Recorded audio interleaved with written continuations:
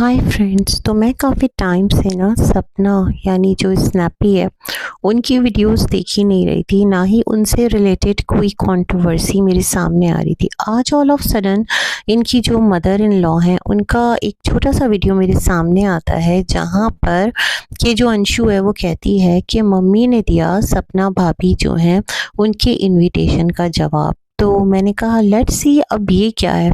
तो जो मम्मी जी हैं वो कहती हैं कि तुम किस मुंह से अब हमें बुला रही हो। जब तुम हमें बुला रही हो अपने घर तो जो तुम्हारे बाबूजी हैं यानी तुम्हारे ससुर हैं, ये वही है ना जो तुम्हें छेड़ा करते थे। और अगर हम तुम्हारे घर आते हैं और तुम ऐसा कोई इल्ज़ाम लगा देती हो कि इसने हमें छेड़ा, तो फिर हमारी क्या इज्जत रह जाएगी। वैसे मैं भी ये सोच रही हूँ सपना, आपने एलिगेशंस लगाने में इंतहा कर दी थी। जब आपको रिश्ते आगे दोबारा लेकर चलने थे और आपको अंदाज़ा था आप एक घराना है, एक ख़ानदान है, तो फिर चीज़ों को ना थोड़ा सा लिमिट करके रखते हैं। हमें नहीं पता सच क्या है झूठ क्या है, कौन सच्चा है कौन झूठा, लेकिन जिस तरह से चीज़ें चल रही है ना, अगर उसके एक सिनेरियो में हम तमाम तर चीज़ें देखें तो ये बात मेरी सहन में आती है। दूसरा जो इनकी मम्मी जी हैं वो बोल रही थी कि तुमने जो है मरे हुए बेटे को यानी सूरज को पूरी दुनिया में बदनाम कर दिया और पति को बदनाम कर दिया। वो सूरज कि जिसकी वजह से आज तुम्हारा चैनल खड़ा है और तुम कमा रही हो, और तुम अच्छा है कमाओ अपने लिए अपनी बच्चियों के लिए,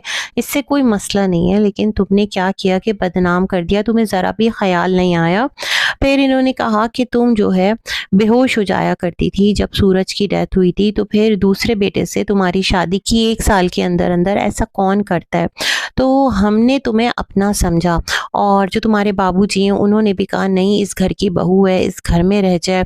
तुम्हारी माँ ने कहा कि इसकी शादी कर दो अपने दूसरे बेटे से, हमने किसी की नहीं सुनी, सबने बहुत मना किया। मतलब इस हद तक हमने तुम्हें अपना समझा, लेकिन बदले में तुमने क्या दिया। इन्होंने ये भी कहा कि जब तुम जा रही थी तो यहाँ हमारे पास से बैठकर तुम ऊपर गई थी, ऊपर जाके तुमने अपनी माँ के साथ वीडियो बना दी। तुम्हें जाना था चली जाती, मतलब इस घर से तुम्हें निकलना था, तुम्हें अपनी ज़िंदगी अलग गुजारनी थी, हम नहीं रोकते, तुम जाती। लेकिन फिर तुमने ये सारी चीज़ें क्यों की, मतलब इस तरह रुसवा करके क्यों गई, इस तरह चीज़ों को हाइप क्यों दी। इनकी जो मदर इन लॉ हैं उनका बेसिकली ये कहना था कि तुम भी आती रहती, बच्चियाँ मिलती रहती और ये लोग भी आते जाते रहते, लेकिन अब इतना सब कुछ करने के बाद तुमने 2 प्लॉट खरीदे हैं, जिस तरह तुमने बुलाया है तो बहुत बहुत मुबारक हो तुम्हें तुम्हारे प्लॉट्स की। लेकिन अब आना मुश्किल है कि तुम किस मुंह से हमें बुला रही हो।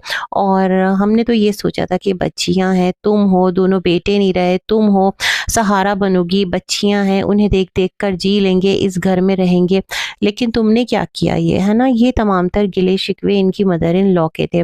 बेसिकली इनका कहना था अब तुमसे हमारा कोई रिश्ता नहीं है और कोर्ट में केस चल रहा है, तो किस तरह तुम हमें इनवाइट कर रही हो, है ना। फिर मैंने जाकर सपना का व्लॉग देखा। जब मैंने सपना का व्लॉग देखा तो उसने कहा इन लॉज घर आ रहे हैं, 1 दिन पहले का वीडियो है। तो वहाँ पर उसने कुछ प्लॉट्स वगैरह लिए हैं, तो उसने फ़ोन किया, कॉल किया, अंशु ने बड़े अच्छे से वीडियो कॉल पे बात की, इनके पापा जी भी आए। तो मैं कहना ये चाहती हूँ, अगर आपको सपना से रिश्ता नहीं रखना, मैं नहीं कह रही सपना सही है, सपना की बहुत सारी बातें गलत हैं, उसको ये तमाम तर चीज़ें यूँ सोशल मीडिया पर लाकर तमाशा नहीं बनाना चाहिए था, जब दोबारा आपके घराने की तरफ इसे आना था।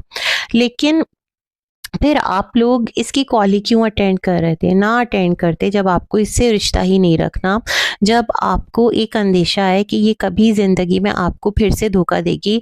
तो फिर कॉल रिसीव ही क्यों करना, फिर वीडियो कॉल पे बात ही क्यों करना, फिर ये तमाम तर बातें क्या है। बड़ा अजीब है सब कुछ देखा जाए, है ना।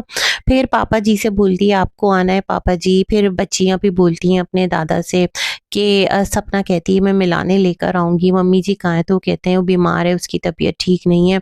तो फिर सपना कहती है सबसे बात हुई और बड़े टाइम बाद सब एक साथ होंगे, इकट्ठे होंगे 15 तारीख को, 15 अप्रैल को इसका कोई फंक्शन है, कुछ प्लॉट्स खरीदे। इनकी सास ने कहा कि ये जो तुम कहती हो ना कि प्रॉपर्टी में से कुछ नहीं दिया, कोई हिस्सा नहीं मिला, तो ऐसा कुछ भी नहीं है, एक प्लॉट का तुम्हें बिककर हिस्सा मिल चुका है और जो कुछ बचा है वो भी तुम्हें बाकी मिल ही जाएगा, है ना। ये तमाम तर बातें वो करती हैं। तो मैं समझ नहीं पाई, मतलब अगर अभी भी दिलों में कदूरत है, अगर दिलों में अभी भी कोई गुंजाइश नहीं है, तो फिर आप लोग बात भी क्यों करते हैं? एक दूसरे के साथ गुड टर्म्स पर हैं क्यों? एक दूसरे के साथ कॉल टू कॉल रिश्ता भी क्यों रखा है? फिर तो बिल्कुल ही ख़त्म कर दें, या अगर रखा है तो फिर अगर सामने वाले ने आपको इनवाइट किया है, तो फिर आप उसको मतलब इस तरह से एक होता है ना कि उसके मुँह पर ही आपने सारी चपेड़ मार दी, फिर ये भी बात सही नहीं है ना। फिर तो मुझे सब कुछ बड़ा मैकेनिकल, बड़ा टेक्निकल लग रहा है, बड़ा कंट्रोवर्शियल लग रहा है। आपका क्या कहना है? ज़रूर कमेंट्स में रिप्लाई कीजिएगा, और अगर वीडियो अच्छी लगे तो लाइक कर दीजिएगा, चैनल को सब्सक्राइब कर दीजिएगा। गुड विशेस के साथ, अल्लाह हाफ़िज़।